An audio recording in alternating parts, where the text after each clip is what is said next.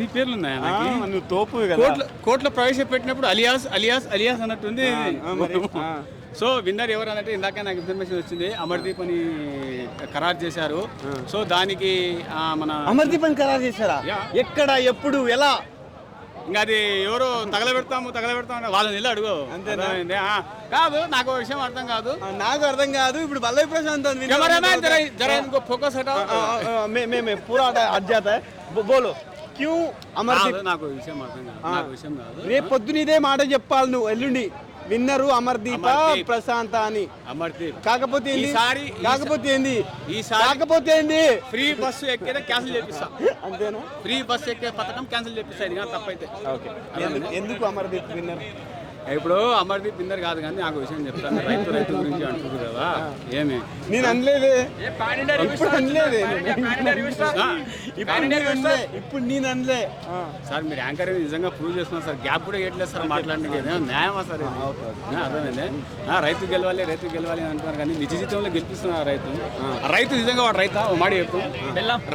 రైతు ఎవడు తెలుసా? ఒకటి, భూమి ఉండి కౌలుకి ఇచ్చేసేవాడు, కౌలు తీసుకుని ఇచ్చేసుకునేవాడు రైతు. అర్థమైంది? ఆడు మెయిన్ రైతు. అంటే ఇప్పుడు దున్నేవాడు, పొలంలో చేయిలు పెట్టేవాడు, నాటేసేవాడు, ఇత్తనాలు అసలు అవన్నీ పని చేసేవాడు రైతు కాదంటావు. పల్లవి ప్రశాంత్ రైతు ఆర్గానిక్ రైతు కాదు, కెమికల్ రైతు. అర్థమైందా? పల్లవి ప్రశాంత్ కెమికల్ రైతు, అది ఆర్గానిక్ కాదు. సో ఆర్గానిక్ అయితే ఫేమస్ అవుతా అనుకుంటున్నా. నేను ఫేమస్ అయితే నాకేమొచ్చు. మరి నువ్వు రైతు కాదంటున్నావు. ప్రశాంత్ వీడియోలు చూసినావు, కళ్ళు దొబ్బినాయని. రైతులు ఎన్ని రకాలు ఉన్నాయి సార్? ఒక ఆర్గానిక్ రైతు, కెమికల్ రైతు, హైడ్రోఫోనిక్ రైతు. ఈ 3 రైతుల్లో ఏది తెలియకుండా నేను రైతు అని అంటే ఏంటది? అవమానించినట్టు కాదు. సరే, విన్నర్ ఎవరు? ఇప్పుడు చూడు, అమర్దీప్ ఒకటే బీటెక్ బాబు. నువ్వు అటు పోయినా బీటెక్ హ్యాపీ అన్న. అవునా కదా? సో అమర్దీప్ గెలుస్తాడు.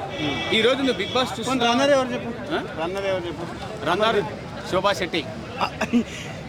ఆమె ఎలిమినేట్ వైల్డ్ కార్డ్ రాత్రి ఇచ్చి తీసుకొని వస్తున్నాం. వైల్డ్ కార్డ్ ఎంట్రీ అసలు చెప్పాను. ఆగో, wild card entry, animal planet తో ఎంట్రీ, ఇవన్నీ తీసుకొని వచ్చి మళ్ళీ ఇస్తాం. మా ఇష్టం, మా అవార్డు మా ఇష్టం. ప్లస్ ఇస్తాం సార్, 2 ఇస్తాం అవార్డు. ఎలిమినేట్ అయిందన్నా ఆమె, లేదు 6 మందిలో. రతిక పోయి మళ్ళీ రాలే. ఇప్పుడు వస్తుంది ఎదురు. అంత కాన్ఫిడెంట్ గా నేను చెప్తుంటే కాన్ఫిడెంట్ గా నీకు తీసుకోవడానికి ఏం ఇబ్బంది అయింది? మరి థర్డ్ ఎవరు చెప్పు? చాలే అన్న, ఇంకా ఇద్దరు చాలు. కానీ వాళ్ళిద్దరు లేరు. సరే, రైతు బిడ్డ ఎందుకు విన్నర్ అవ్వద్దు చెప్పు. నేను విన్నర్ అవ్వద్దని చెప్పలేదు. ఎక్కడ చూసినా వాళ్ళు ఏమంటున్నారంటే తగలబెడతాం ఒకటి. అదే మన కిచెన్లో పొయ్యాలి, పొంగ లైట్ అయినా పట్టకుండా కాల్చిపాడని కాదు. పోనీ అది అన్నపూర్ణ కాదే, కొన్ని గడ్డివామా బబ్బున కాల్చి కాదు. అది అన్నపూర్ణ స్టూడియో.